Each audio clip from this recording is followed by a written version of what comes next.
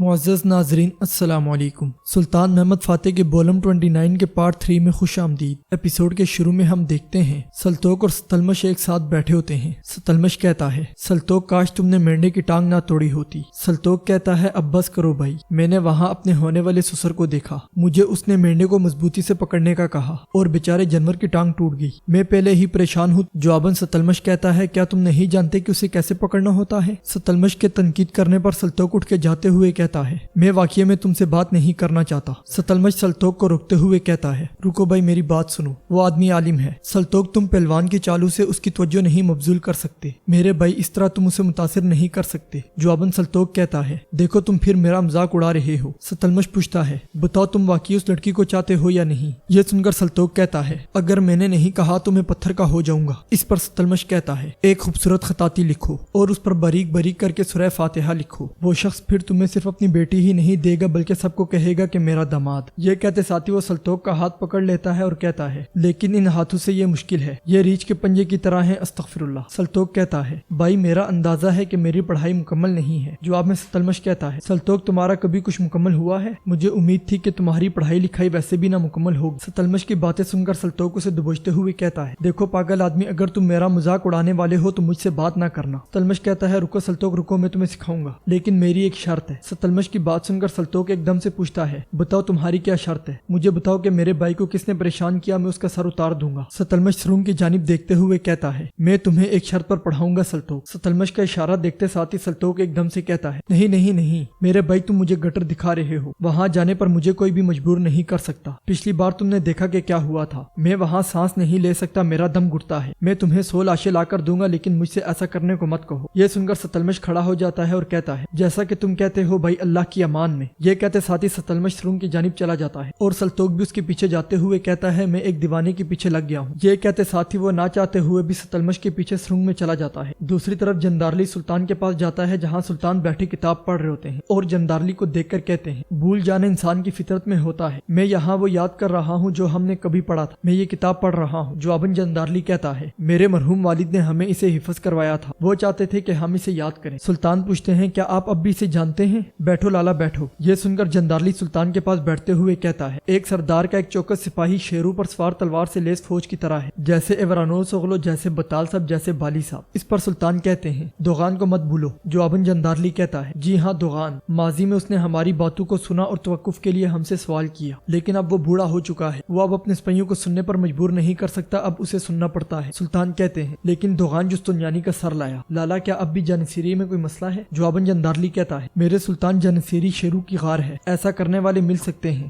مگر وہاں کے بہادر اور شیر سلطان کے علاوہ کسی کی بات نہیں سنتے۔ سلطان کہتے ہیں کیا وہ اس شخص سے دشمنی رکھیں گے جسے میں نے رہنما بنایا ہے؟ آپ یہ کہہ رہے ہیں؟ جندارلی کہتا ہے میں کہہ رہا ہوں کہ برتن جل رہا ہے، دوغان اب جو کہتا ہے وہ کافی نہیں ہے، جانسیری صرف آپ جیسے شیر کے آگے جھکتے ہیں۔ جندارلی کی باتیں سن کر سلطان بے چین ہو جاتے ہیں۔ دوسری طرف قلندر حیدر سے کہتا ہے اگر تم کسی اور کو اپنے لیے بولنے کا کہو گے تو پھر تم اسی طرح بے بس ہی رہو گے۔ جواب میں حیدر کہتا ہے جیسا کہ ہم نے جندارلی سے امید کی تھی ویسا ہی ہوا۔ قلندر کہتا ہے جندارلی نے کہا کہ دوغان کا وقت ختم ہو گیا ہے اور یہ کہ اب میری باری ہے، مگر پھر دوغان واپس آ گیا اور ہم کچھ نہیں کر سکے، پھر سلیمان کو بھی اپنے ساتھ لے آیا، کسی نے کچھ نہیں کہا۔ حیدر کہتا ہے اس نے اپنے پنجو سے جستنیانی کا سر پکڑ لیا، اسی لیے وہ بھروسے مند بن گیا۔ قلندر کہتا ہے میرا بھی یہی خیال ہے، دوغان اپنے معاملات خود سنبھالتا ہے، ہم بھی اب سے یہی کریں گے، ہم اپنے معاملات خود دیکھیں گے۔ جواباً حیدر کہتا ہے میں بھی تمہیں یہی بتانا چاہ رہا تھا، اور ہمارے آغا بنو، ہم تمہارے شانہ بشانہ کھڑے ہوں گے، میری بات تم سمجھ گئے ہوگے، ہم مر بھی جائیں گے تو کھڑے رہیں گے، وہ اگر ہمارے پیچھے آئے تو ہم 10 گنا زیادہ ان کے پیچھے جائیں گے، ہم صرف اس لیے کھڑے نہیں ہوں گے کہ ہم ایک جنگ ہار گئے ہیں۔ یہ سن کر قلندر کہتا ہے پھر آتش دان کو جلنے دو۔ جواباً حیدر کہتا ہے جلنے دو تاکہ انہیں بتائیں کہ آتش دان کون ہے اور آتش کون ہے، خلیل پاشا اور سلطان کو دکھا دو،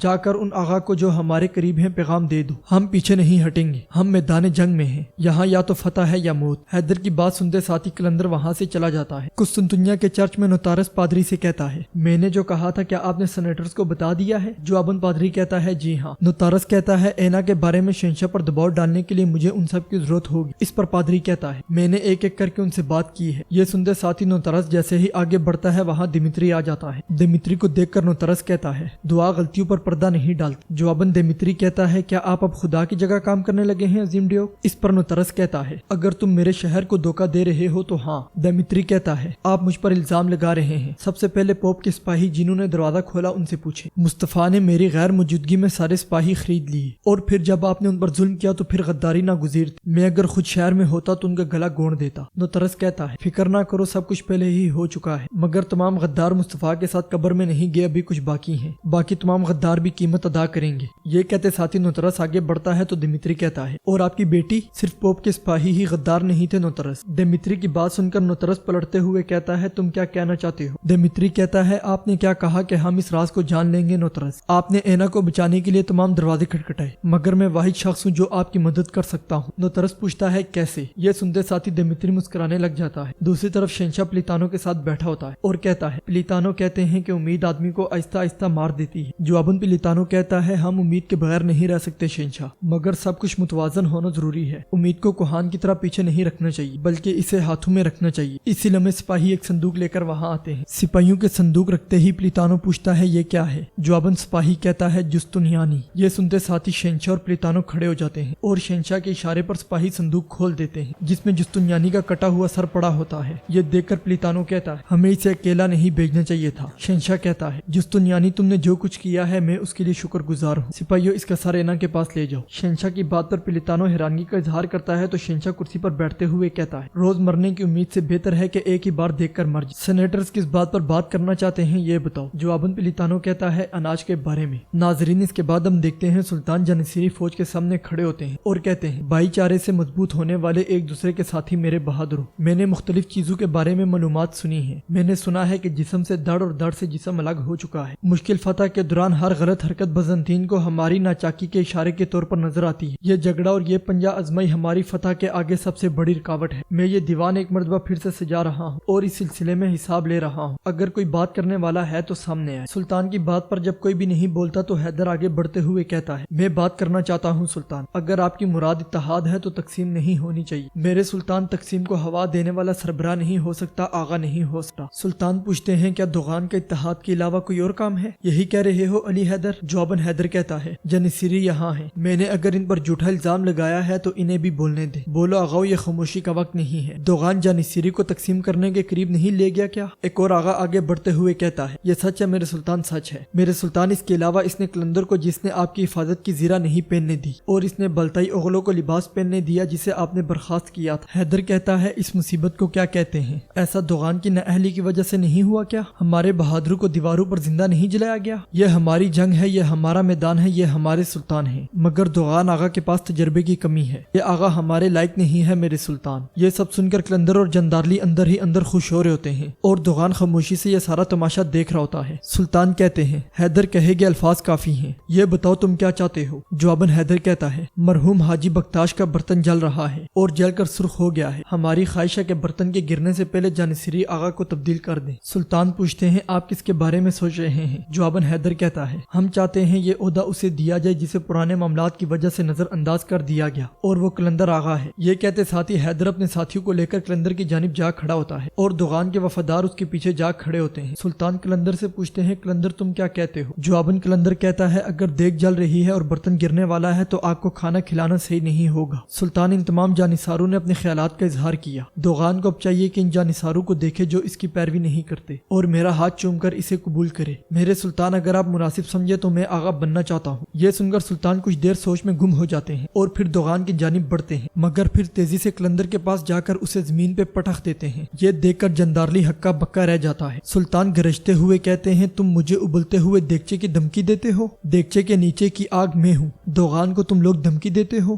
دوغان کے پیچھے کی طاقت میں ہوں۔ یہ کہتے ساتھ ہی سلطان قلندر کو دوغان کے قدموں میں پھینک دیتے ہیں اور مزید کہتے ہیں تم میرے حکم پر سوال اٹھاتے ہو؟ زبردست قوت کا حامل میں ہوں، جانشیری میں چومے جانے والے ہاتھ تمہارے نہیں ہیں قلندر، وہ ہاتھ دوغان کے ہاتھ، جانشیری کا آغا دوغان آغا ہے، ہاتھ چومو دوغان کے۔ سلطان کے اشارے پر دوغان ہاتھ آگے کر دیتا ہے اور قلندر دوغان کا ہاتھ چوم لیتا ہے۔ ناظرین اس کے ساتھ ہی ایپیسوڈ کا اختتام ہوتا ہے۔ امید کرتے ہیں آپ کو ویڈیو پسند آئے گی۔ ویڈیو پسند آئے تو ویڈیو کو لائک کریں، چینل کو سبسکرائب کریں اور بیل آئیکن پر لازمی کلک کریں۔ ملتے ہیں انشاءاللہ اگلی ویڈیو میں۔ اللہ نگہبان۔